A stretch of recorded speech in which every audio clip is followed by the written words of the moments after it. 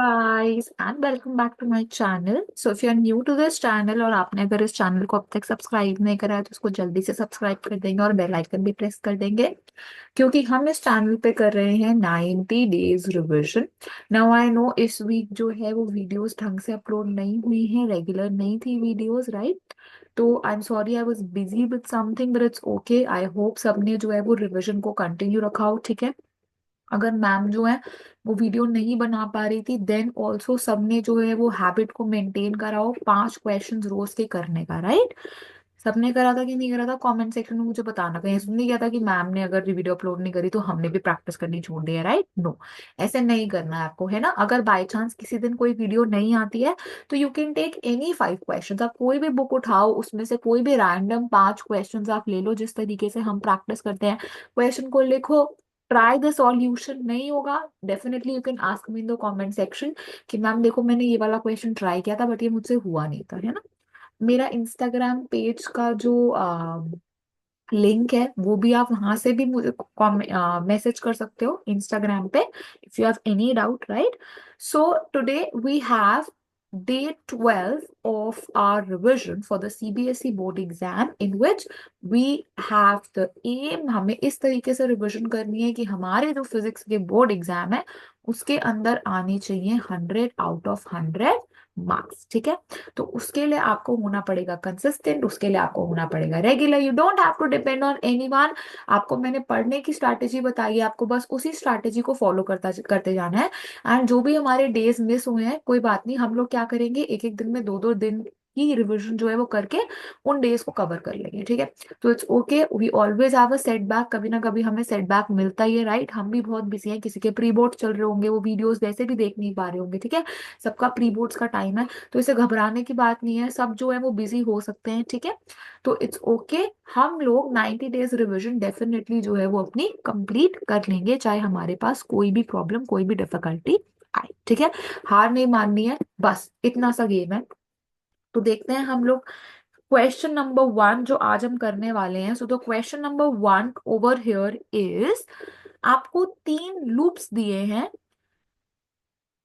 in the figure. So this is an MCQ question which is for 1 marks. So बहुत simple सा question है, 1 marks का आपके लिए है। आपका ये चैप्टर इलेक्ट्रोमैग्नेटिक इंडक्शन में से which is based on magnetic flux.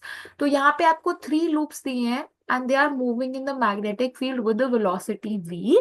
आपको बताना है इसमें से जो इंड्यूस्ड ईएमएफ है वो लार्जेस्ट कौन से लूप के लिए होगा, p के लिए होगा, q के लिए होगा या फिर r के लिए होगा।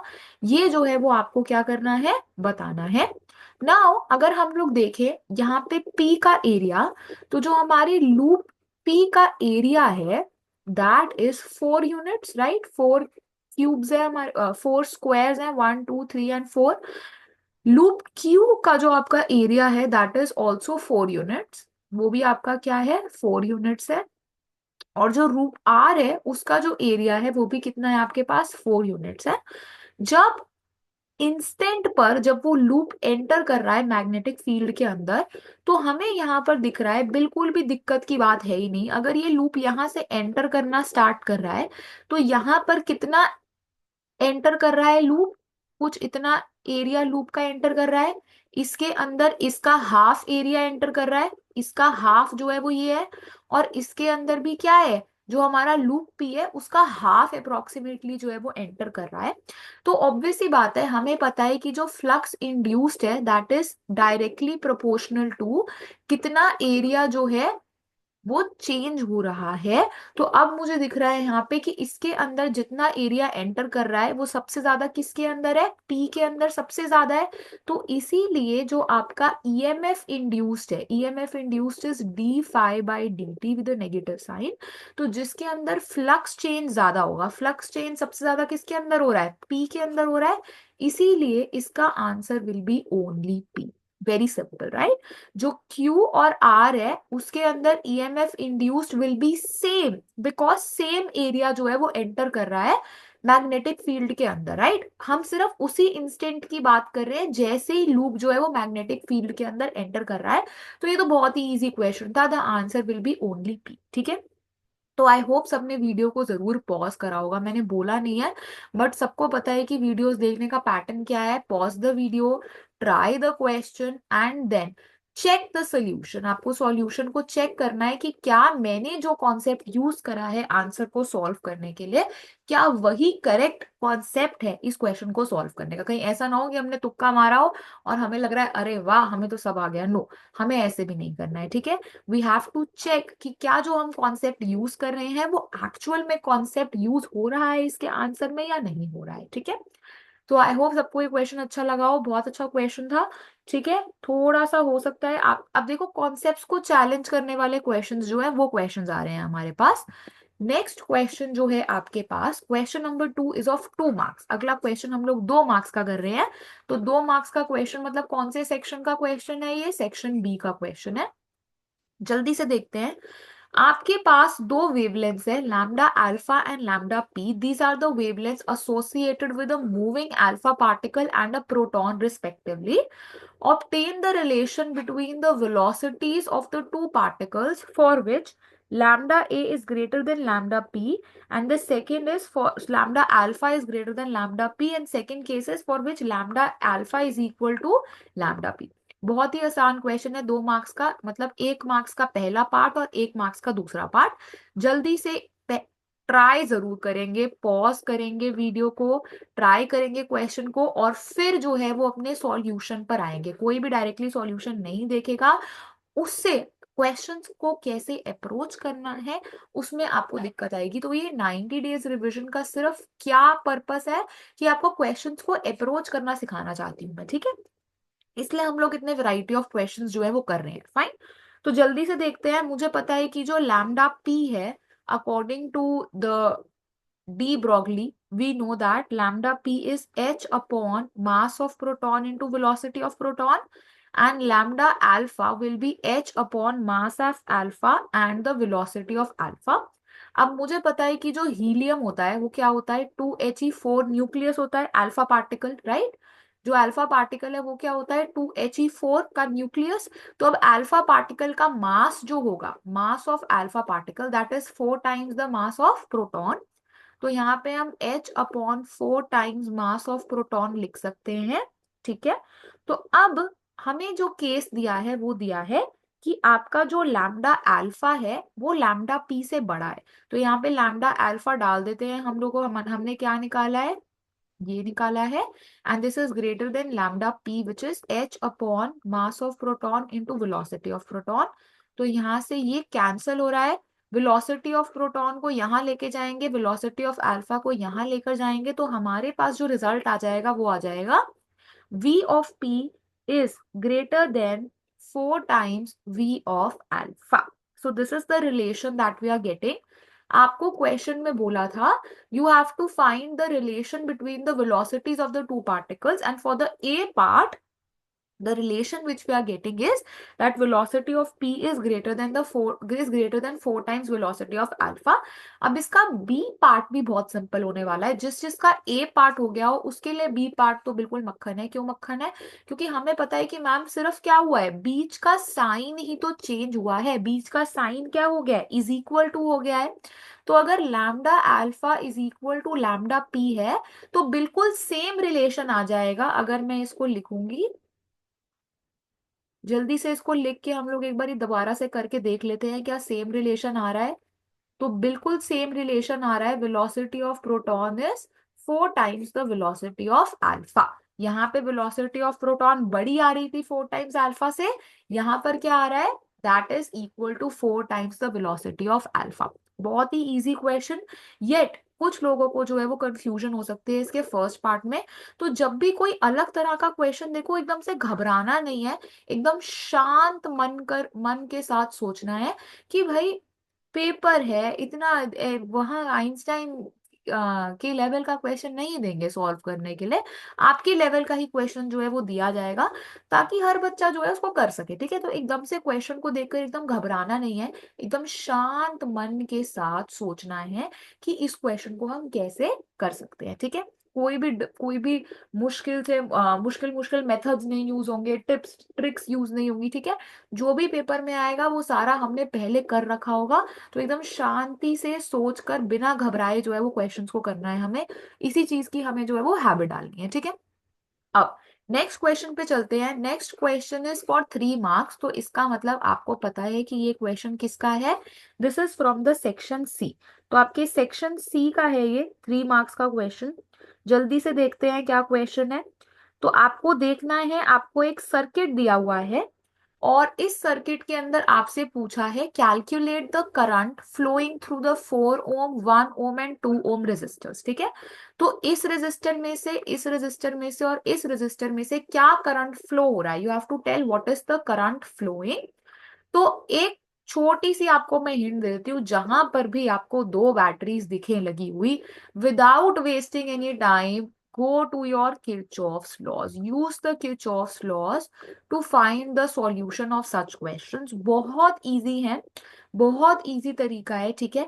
तो इसके अंदर हम क्या करते हैं, सबसे पहले the trick to solve the questions of Kirchhoff's laws. अगर आपको नहीं आता है तो आज सीख लो, ठीक है। दोबारा से देख लो एक बार, अगर किसी को कोई कंफ्यूजन है कि किरचॉफ्स लॉज के क्वेश्चंस कैसे करते हैं। तो सबसे पहला स्टेप होता है, the first step of solving such questions is कि आपको क्या करना है, जो आपकी ज्यादा वोल्टेज की बैटरी है उसमें से करंट लेना है, ठीक है। सबसे पहले आपको क्या करना है, जो आपकी ज्यादा पोटेंशियल की बैटरी है उसमें से आपको जो है वो करंट अज्यूम करना है कि करंट जो है वो उसमें से निकल रहा है, ठीक है। तो यहाँ पर हमें देखना है सबसे पहले 10 वोल्ट और 6 वोल्ट में से कौन सी बड़ी बैटरी है, 10 वोल्ट। तो इसमें से हमें करंट लेना है कैपिटल आई, ठीक है। सबसे पहला काम आपको लेना है कि जो बड़ी बैटरी है उसमें से करंट जो ड्रॉ हो रहा है वो कितना हो रहा है, आई हो रहा है। अब यही कैपिटल आई करंट यहाँ फ्लो होकर जा रहा है, ठीक है। अब ये करंट कैपिटल आई यहाँ फ्लो होकर जा रहा था, but Q is a junction, Q एक जंक्शन मिल गई। तो अब मुझे पता है कि जो ये करंट है कैपिटल आई, वो 2 रेजिस्टर्स में डिवाइड हो रहा है। एक 1 ओम की तरफ जा रहा है, एक तो आर की तरफ जा रहा है और एक जा रहा है एस की तरफ, राइट। एक इस तरीके से जा रहा है और एक इस तरीके से जा रहा है, यानी कि करंट क्या होना चाहिए, करंट होना चाहिए मैम डिवाइड, करंट डिवाइड होगा, राइट। तो अब हम ये चीज अज्यूम कर लेते हैं कि सपोज जो I1 करंट है, सपोज I1 करंट जो है वो यहां से फ्लो हो रहा है, ठीक है। और अगर I1 करंट इस जंक्शन से आगे की तरफ जा रहा है तो बाकी बचा हुआ करंट Q से S की तरफ जा रहा है। तो कितना करंट बच गया टोटल में से, I माइनस I1, ठीक है। तो ये I माइनस I1 जो है वो Q से S की तरफ जा रहा है और ये जो I1 करंट है वो R की तरफ जा रहा है। यही करंट यहाँ घूम कर आ रहा है आगे और ये यहां से I1 और I माइनस I1, अब S जंक्शन पे 2 करंट अंदर की तरफ आ रहे हैं और ये क्या हो रहे हैं, ऐड हो रहे हैं, राइट। जब भी 2 करंट्स एक तरफ जा रहे होंगे the currents will add up. I minus I1 और I1 मिलकर क्या दे देगा, I माइनस I1 में अगर मैं I1 ऐड कर दूं तो वापस से करंट कितना मिल गया हमें, वापस से करंट हमको मिल गया कैपिटल आई। यानी कि जो हमने करंट्स की डायरेक्शन मार्क करी है वो बिल्कुल ठीक मार्क करिए, फाइन। अब हमने जब करंट की डायरेक्शंस मार्क कर ली, अब हमें सबसे पहली चीज क्या देखनी है, सबसे पहली चीज हमें देखनी है कि हमारे पास कितने वेरिएबल्स हैं। तो मैम एक वेरिएबल है आई और एक वेरिएबल है I1। तो अगर मेरे पास 2 वेरिएबल्स हैं तो मुझे कितने लूप्स लेने हैं, मैम 2 ही लूप्स लेने हैं, जितने वेरिएबल उतने लूप्स। तो हमें 2 लूप्स चाहिए इसको सॉल्व करने के लिए। एक लूप हम ले सकते हैं, क्या लूप ले सकते हैं, P Q एंड S। तो एक लूप मैं ले रही हूं दिस, क्या लूप ले रही हूं मैं, loop 1 I am taking PQSP। P से घूमकर वापस कहां पर आ रहे हैं, P पर आ रहे हैं, ठीक है। चलिए, अब आपको बताया था अगर करंट और लूप दोनों सेम डायरेक्शन में है तो पोटेंशियल पॉजिटिव, अगर ऑपोजिट डायरेक्शन में है तो नेगेटिव, ठीक है। P से स्टार्ट करते हैं मूव करना लूप के ऊपर। अब लूप ऐसे जा रहा है और करंट भी ऐसे जा रहा है, दोनों सेम डायरेक्शन में है, तो इसके अबाउट जो पोटेंशियल है वो क्या हो जाएगा हमारे पास, the potential will be positive. So for I the potential about the 4 ohm resistor V is equal to I into R होता है, तो I कितना है, कैपिटल I, और रेजिस्टेंस कितनी है, 4 ओम, तो 4I। आगे चलते हैं लूप में। अब हम लोग कहाँ जा रहे हैं, आगे जा रहे हैं Q से S की तरफ। लूप और करंट की डायरेक्शन सेम है, तो +2I माइनस I1। आगे चलते हैं, यहां से हमें यहां जाना है, लूप और करंट की सेम डायरेक्शन है, बट यहां तो रेजिस्टर है ही नहीं। अब क्या आ रहा है आपके पास, बैटरी आ रही है। नाउ द ट्रिक इज, अगर ये आपकी बैटरी है, अगर आप लूप, लूप जो है आपका, करंट नहीं देखना है, लूप को देखना है। अगर आपका लूप पॉजिटिव साइड से एंटर कर रहा है तो आप बैटरी के पोटेंशियल को पॉजिटिव लोगे। अगर लूप नेगेटिव साइड से एंटर कर रहा है तो आप बैटरी के पोटेंशियल को नेगेटिव लोगे। तो यहां पर जो लूप है वो क्या कर रहा है, यहां से आगे की तरफ बढ़ रहा है, तो नेगेटिव साइड से एंटर कर रहा है, तो आप बैटरी के पोटेंशियल को क्या लोगे, नेगेटिव। और जैसे ही आप वापस पी पॉइंट पर पहुंच जाओगे लूप के, इसका सम जो है आपका पास क्या आ जाएगा, 0। ठीक है, आई होप सबको समझ आया हो कैसे लिखना है किरचॉफ लॉ की इक्वेशन। बहुत सिंपल है। अब जल्दी से एक बारी खुद से लूप 2 की किरचॉफ लॉ इक्वेशन लिखो। ठीक है, जल्दी से लूप 2 की इक्वेशन लिखेंगे खुद से। और कुछ फर्क नहीं पड़ता कि अगर मैंने जो है लूप की डायरेक्शन क्या ली है, यहां पर मैंने लूप की डायरेक्शन जो है वो ली है एंटी क्लॉकवाइज। अगर आप क्लॉकवाइज डायरेक्शन भी लेते तो आपकी लूप की डायरेक्शन, जो आपकी इक्वेशन है, वो बिल्कुल सेम आती, सिर्फ नेगेटिव हो जाती है ना। सारी की सारी टर्म्स क्या हो जाती, नेगेटिव हो जाती। वो नेगेटिव कॉमन लेके दोबारा से सेम इक्वेशन मिल जाती। ठीक है, तो अगर आपने लूप की डायरेक्शन मेरी डायरेक्शन से ऑपोजिट भी ली है तो उससे कुछ फर्क नहीं पड़ता, आपकी जो इक्वेशन है वो सेम आनी चाहिए। ठीक है, अब लूप 2 जो हम ले रहे हैं, लूप 2 मैं ले रही हूं इस डायरेक्शन में। Again I am taking anti clockwise. क्या लूप ले रही हूं मैं, I am taking QRS Q। Q से स्टार्ट कर रहे हैं, R पे जा रहे हैं, S पर जा रहे हैं और वापस Q पर आ रहे हैं। लिखना शुरू करते हैं। सबसे पहले Q से स्टार्ट करा, R की तरफ जा रहे हैं, करंट और लूप की डायरेक्शन सेम है, तो क्या लिखेंगे, I1, 1 टाइम्स I1, राइट। फिर आर से कहा जा रहे हैं, बैटरी में एंटर कर रहे हैं, नेगेटिव साइड से एंटर कर रहे हैं, तो -6। फिर इस डायरेक्शन में जा रहे हैं, लूप मेरा ऐसे मूव कर रहा है, करंट के ऑपोजिट डायरेक्शन में है, तो -2 times I minus I1 is equal to 0। ये किसके इक्वल है आपके पास, 0 के इक्वल है। ये मेरी क्या इक्वेशन हो गई, सेकेंड इक्वेशन हो गई। ठीक है, इसको सिंप्लीफाई करके लिख लेते हैं जल्दी से। अगर मैं इस इक्वेशन को सिंप्लीफाई, बिल्कुल साफ साफ करना, मैं थोड़ा गन मचा के करती हूँ क्वेश्चन को। ठीक है, 4I प्लस 2I कितना हो गया, 6I, -2I1, -10 को दूसरी साइड ले जाते हैं, 10 बन गया, 2 से डिवाइड हो रही है equation, 3I minus I1 is equal to 5। This is my equation number 1। ये मेरी कौन सी इक्वेशन है, फर्स्ट इक्वेशन है। इसको सॉल्व करते हैं, सेकेंड इक्वेशन को सॉल्व करते हैं। I1 minus 2I plus 2I1 is equal to 6, यही आ रहा है सबके पास। I1 प्लस 2I1 कितना हो गया, 3I1 minus 2I is equal to 6। This is the second equation, this is my equation number 2। ठीक है, ये मेरी पहली इक्वेशन है, ये दूसरी इक्वेशन है। जल्दी से इसको हम लोग साफ साफ नोट कर लेते हैं। इक्वेशन 1 आपकी आ रही थी 3I minus I1 is equal to 5, and equation 2 आपकी आ रही है 3I1 minus 2I is equal to 6, यही आ रही है आपके पास। अब आपको इसको सॉल्व करना है ना, इसको सॉल्व करना है। तो यहाँ पे मुझे दिख रहा है I1 के पास 3 है और यहाँ पे 1 है। तो अगर मैं इस इक्वेशन को 3 से मल्टीप्लाई कर दूं तो मेरे पास क्या मिल जाएगा, 9I minus 3I1 is equal to 15। और यहां पर क्या है, -2I plus 3I1 is equal to 6। Add करते हैं दोनों इक्वेशंस को, 9I माइनस 2I कितना आ गया, 7I, एंड 15 प्लस 6 इज 21। तो I जो है आपके पास, that is coming out 21/7 which is 3 ampere. तो करंट आपके पास कैपिटल I क्या आ गया, 3 एम्पियर। अब इसको अगर मैं इक्वेशन 1 या इक्वेशन 2 दोनों में से किसी में भी पुट करूं, मुझे क्या मिल जाएगा, I1।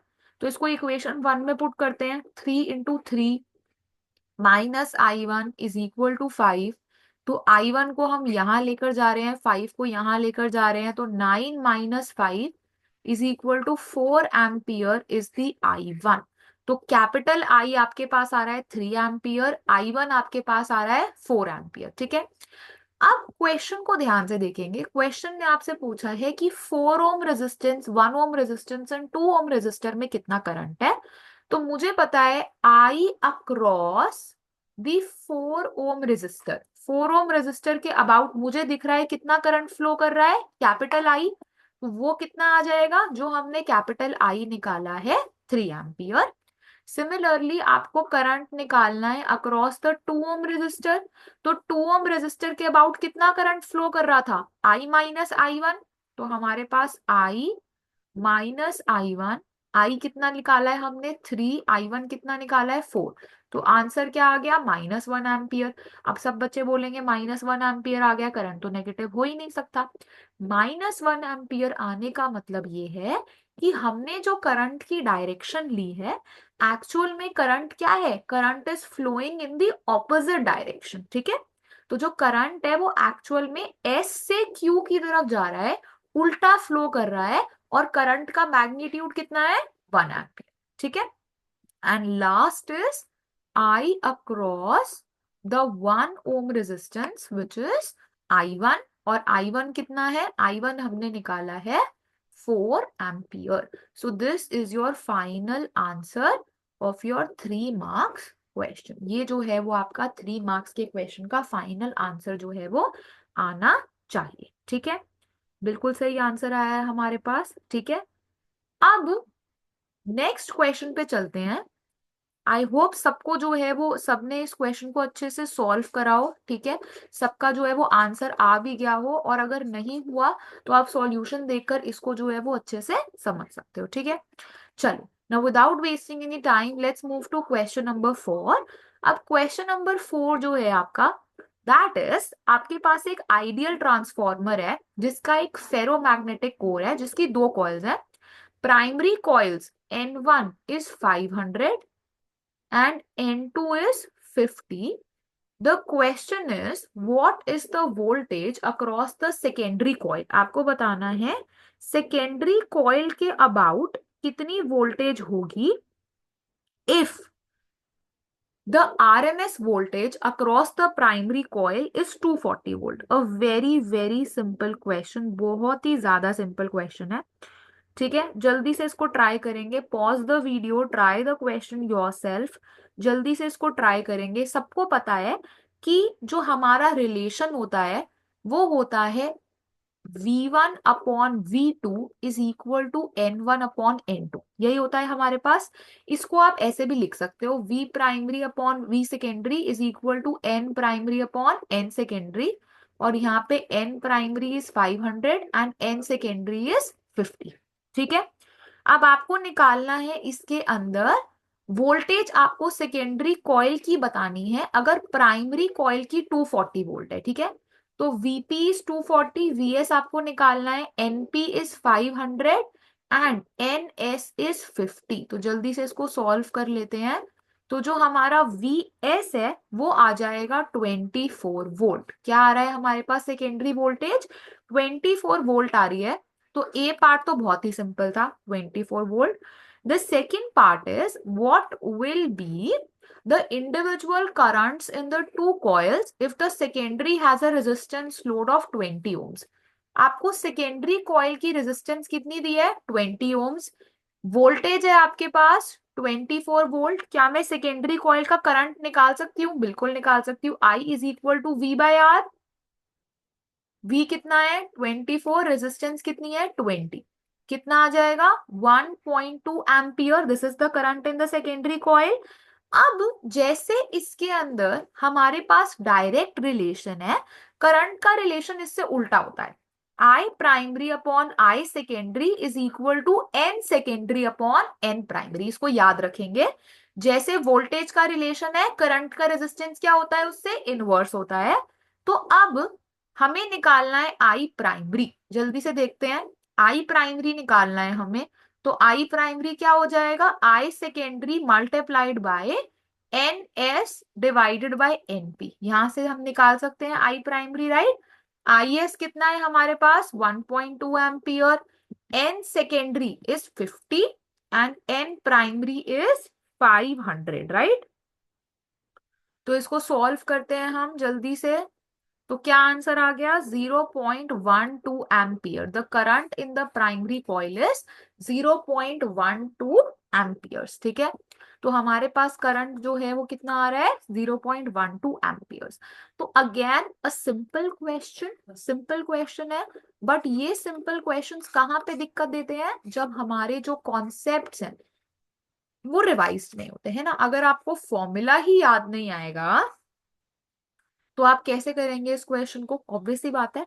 तो इसीलिए आपकी revision is so important in physics. इतनी इंपॉर्टेंट है ये रिवीजन आपके लिए फिजिक्स में, क्योंकि आप रोज के रोज अपने फॉर्मूलाज को रिवाइज कर रहे हो, और अपने फॉर्मूलाज को आप इस तरीके से रिवाइज कर रहे हो कि कभी मैं मैग्नेटिज्म का फॉर्मूला पढ़ रही हूँ, कभी मैं करंट इलेक्ट्रिसिटी का फॉर्मूला पढ़ रही हूँ, कभी इलेक्ट्रोस्टैट्स का पढ़ रही हूँ, कभी एसी का पढ़ रही हूँ, ठीक है। तो जब आप मिक्स्ड कॉन्सेप्ट्स को करते हैं, वहां पर जो है हमें क्या होता है, वहां पर हमें एक एडवांटेज मिलती है कि आपके सारे कॉन्सेप्ट्स एक साथ जो है वो क्या हो रहे हैं, रिवाइज हो रहे हैं, ठीक है। Now the last question which you have to do for today, the last question is, let's quickly read the question. जल्दी से इसको रीड करेंगे, पॉज करेंगे, वीडियो को ट्राई करेंगे, ठीक है। चलिए, given below are a few characteristics of solenoids P and Q। दो सोलेनोइड के आपको कैरेक्टरिस्टिक्स दे रखे हैं इस क्वेश्चन के अंदर। आपको उसकी लेंथ बता रखी है, आपको नंबर ऑफ टर्न्स बताए हैं, क्रॉस सेक्शनल एरिया बताया है, relative permeability and self inductance बताया है। आपसे पूछा है what will be the self inductance of the solenoid Q। आपसे Q सोलेनोइड का सेल्फ इंडक्टेंस जो है वो पूछा है, ठीक है। तो हमें पता है कि जो, जल्दी से देखते हैं हम लोग, पॉज करेंगे वीडियो को, प्लीज जरूर एक बारी वीडियो को पॉज करेंगे, ट्राई करेंगे क्वेश्चन को, तभी आगे बढ़ेंगे, ठीक है। चलिए जल्दी से देखते हैं। सेल्फ इंडक्टेंस का जो फॉर्मूला होता है वो होता है म्यू नॉट म्यू आर। नहीं याद है तो भाई कर लो इसको याद, ठीक है। Area multiplied by the current, यही होता है फॉर्मूला। इसी को क्यू के लिए लिखेंगे तो कैसे लिखेंगे, mu naught mu R N Q square A Q divided by current in the Q, ठीक है। अब एल पी कितना दे रखा है हमें, 2 मिली हेनरी, मिली हेनरी लिख लेते हैं यहाँ पर। म्यू नॉट को छोड़ देते हैं, रिलेटिव परमेबिलिटी कितनी दी है हमें कोर मटेरियल की, 1 दी है। एनपी नंबर ऑफ टर्न्स कितने दिए हैं हमें, 200, so we have 200 square. Area नहीं गिवन है आपको, और करंट जो है वो आपको दे रखा है। करंट कितना दिया है हमें, current is given, I am sorry that is not current, that is length, please इसको करेक्ट कर लो, दिस इज लेंथ, ठीक है। दिस इज योर लेंथ, यहाँ पर क्या बैठा होता है, लेंथ। जो आपका एल का एक्सप्रेशन होता है that is mu naught mu R number of turn square area divided by length. इसको प्लीज ठीक कर लेना, ठीक है। लेंथ हमें कितनी दे रखी है, 1 मीटर। सिमिलरली क्यू का अगर हमें इंडक्टेंस सेल्फ इंडक्टेंस लिखना है तो म्यू नॉट को कांस्टेंट छोड़ देते हैं। म्यू आर हमें कितना दे रखा है, 500।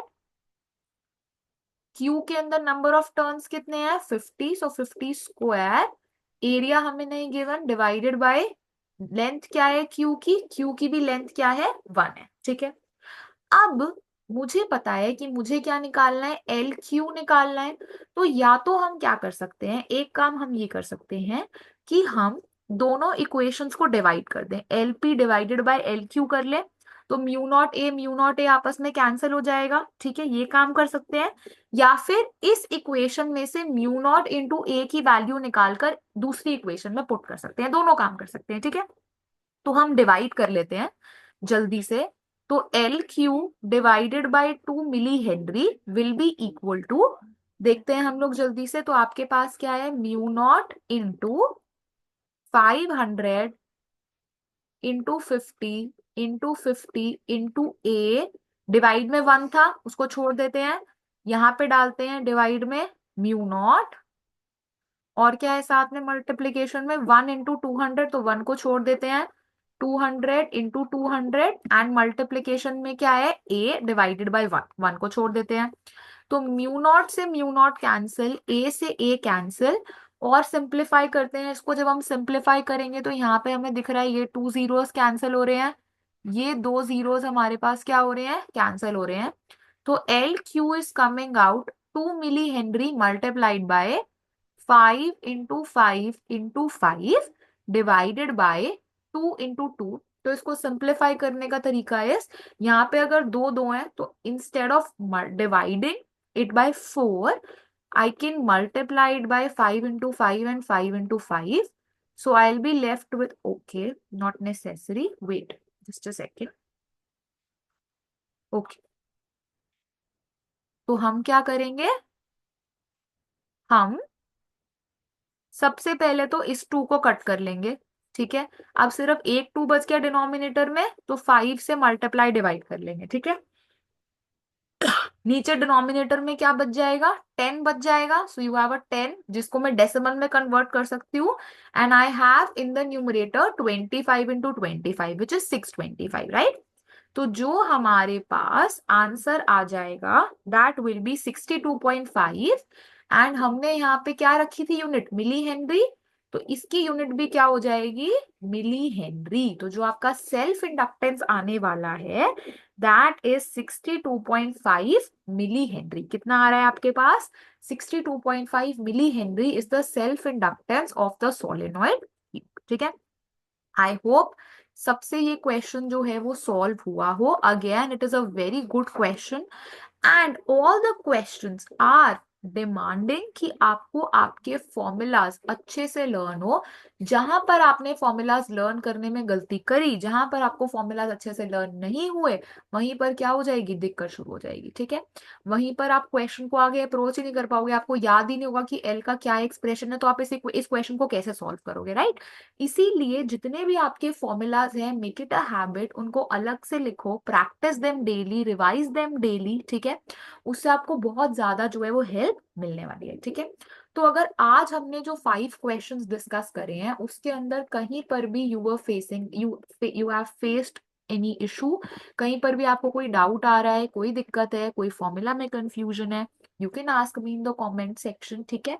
Anything you want from me, आप चाहते हो कि मैम इस तरह के क्वेश्चंस को और इंक्लूड करा जाए, तो वो भी हम कर सकते हैं। Just ask me in the comment section कैसी लग रही है videos. I try to be more regular from next time. I am really sorry about कि इतने टाइम से जो है वो वीडियोस नहीं आ रही थी, I was very busy these days, ठीक है। तो इसीलिए ठीक है, don't lose hope, will continue with these revisions every day. हो सकता है नेक्स्ट कुछ दिनों में 2-2 रिविजन्स आ जाएं एक दिन में, ताकि हम उन डेज को कवर कर सकें, ठीक है।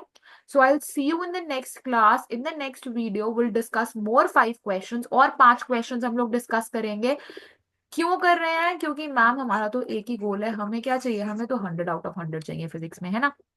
सो बाय हुक और crook we have to score 100 out of 100 marks, and इसके लिए मैम हम बहुत शिद्दत से जो है वो पढ़ाई करेंगे, ठीक है।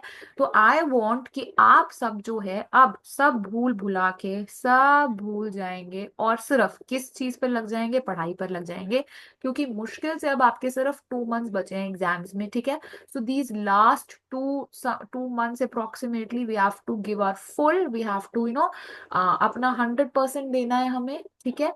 सो आई थिंक इतना ज्यादा मोटिवेशनल टॉक बहुत होगा आप सबके लिए, है ना। I think everyone is pumped, everyone जो है अब हर इंसान जो है वो क्या करेगा, अच्छे से शिद्दत से पढ़ाई करना जो है वो स्टार्ट करेगा, ठीक है। अभी भी स्टार्ट नहीं करा है तो कोई बात नहीं, अभी भी बहुत देर नहीं हुई है, पढ़ना स्टार्ट कर दो, ठीक है।